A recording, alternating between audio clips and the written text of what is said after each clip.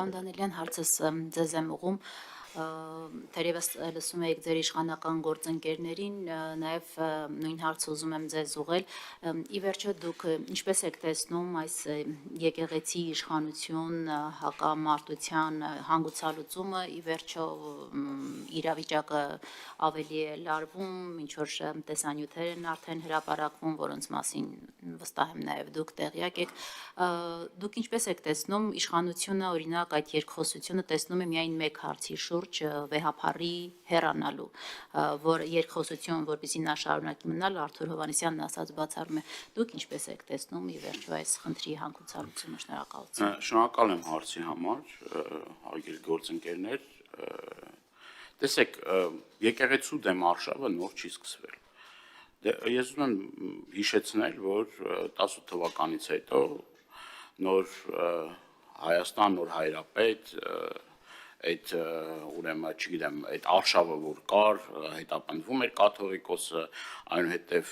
մեր եկեղեցու պատմություն առարկան դպրոցական դասագրքերից հեռացվեց, դրանից հետո առանձին հոգևորականներ թիրախավորվում էին եւ ամենակեղտոտ բառապաշարով հանդես էին գալիս մերձ իշխանական թևի տարբեր ներկայացուցիչներ, բլոգերներ կոչեցյալ, ես չգիտեմ, տարբեր նաև ինչու՞ չէ նաև իշխանական թևի բարձրաստիճան պաշտոնյաներ, եւ այս ամեն ինչը հստակ նաև ուղղորդվում է իշխանությունների կողմից։ Ինքը նոր չի սկսվել այս ամեն ինչը։ Եվ ես ամիսներ առաջ հարցուպատասխանի ժամանակ Նիկոլ Փաշինյանին ասացի, որ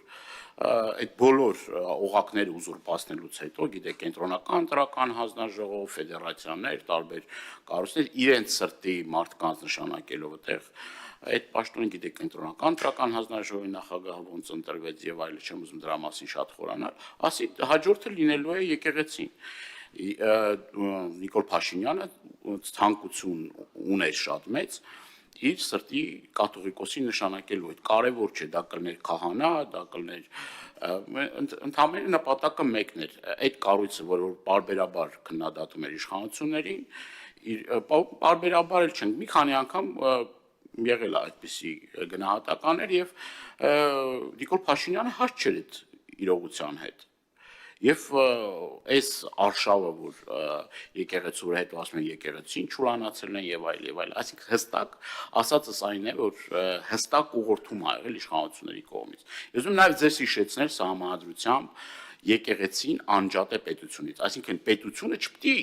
միջամտի եկեղեցու գործերին, դա օրենքով արգելված է։ Եվ նաև ուզում եմ ձեզ հիշեցնել, ես նաև 2 օր առաջ հայտնի ուրեմն ձայնագրությունները հիշեցրեցի վարչապետին, ինքը սափրվելուց առաջ ինչ էր խոսում եւ սափրվելուց հետո ինչ էր խոսում։ Այսինքն այդ նույն ազնվորությունը ժամանակին ասում էր, որ պետությունը չպետք է խառնվի եկեղեցու գործերին։ Ինչ եղավ, որ սկսեց խառնվել եկեղեցու գործերին ու ոչ միայն խառնվել եկեղեցու գործերին, այլ գնաց ավելին է, ասենք եկեղեցին պառակտելու, աղանդ առանձին դարձնելու եւ վերջերս Հովանանքում տեղի ունեցած կարգալույց քահանայի մատուցած ուրեմն պատարակը մասնակցելու վարչական ռեսուրսով մարդկանց բերելու արդեն ակնհայտ է, որ դա ձախողվել է, որովհետեւ մենք գիտենք, չէ, այդ մարզպետները, վարչական շրջանի ղեկավարները, բոլոր պաշտոնյաները ինչ ճիք ու ջանք են գործադրում, որպեսզի ապահովեն, ասես, այդ մասովկան, այսինքն այդ շոուն կարողանան ապահովել եւ կարգալույց քահանային եկեղեցական կանոններով գնալ պատարակին մասնակցել, դա էլի եկեղեցին թիրախավորելու մի գործիքակազմ է։ Ես նաև ուզում եմ հիշեցնել, որ հենց այդ պահին Արագածոտնի թեմի ուրեմն բարձրաստիճան հոգևորականներ, այդ թվում նաև Հովանանքի խորհրդի ղեկավարը ուրեմն եւ մնացած քահանաներին արգելվեց, որպեսզի մասնակցեն պատարակին։ Այսինքն այդ մարդկանց խոչընդոտում էին Հովանանքում իրենց ծառայությունը մատուցելու այն հոգևորականներին, որոնք որ կարգալույց արված չեն։ Դե այս ամեն ինչից արդեն դուք ձեր հետևությունները արեք, այդ տեսանյութեր կլինի, այլ բաներ կլինի, էլի եկեղեցուն թիրախավորելու գործընթացի մեջ։ Ես հարցում եմ, դուք ինչպես եք հանգուցալուծումը տեսնում, ինչ ճանապարհ եք տեսնում։ Հանգուցալուծումը մեկն է, պետք է հրաժարվեն այն քրյորեն, այդ թվում նաև քրյորեն պատժելի գործելավոճից, որը որ ընտրել է իշխանությունը, այսինքն նույն կրոնական կազմակերպությունների մասին օրենքով էլի միջամտություն է դա, էլի, եւ իրավաբանները դրա հստակ ձևակերպումը տվել են, ասել են, պիտի ձեռք քաշեն այս գործելավոճից։ Սա խայտարակ, սա մի գործընթաց է, որ մեր ազգին խայտարակում է, ինչ նշանակում թեմաներ կա, պիտի բացենք եւ այլն մեկ մյուս։ Եթե եկեղեցում կան խնդիրներ, այդ խնդիրները պիտի լուծվեն հստակ ընթացակարգով։ Ոչ թե այս մեր սրտի, չգիտեմ, սրբազանն է կամ այն մեր սրտի կաթողիկոսն է, ասենց ասենք, ամենից ասենք։ Խնդիրը հստակ պիտի ձևակերպենք։ Իշխանությունները պետք է հրաժարվեն այդ գործելավոճից, որը մեզ տանում է պառակտման, հերթական բաժանարար գծեր ստեղծելու։ Սա ոչ մի լավ տեղ չի տանելու։ Առանց այն էլ մեր հասարակությունը առավել քան պառակտված է, առանց այն էլ շատ ու շատ խնդիրներ կան, որ տեսեք, ես օրինակ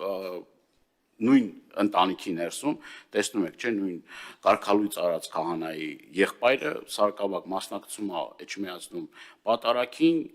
դեմ է իր հարազատ եղբոր վարած քաղաքականությանը, այսինքն այս պառակտումները, այս բաժանարար գծերը պիտի վերացվեն, բայց իշխանությունը հստակ գնում այդ ճանապարհով, այդքան էլ ճիշտ։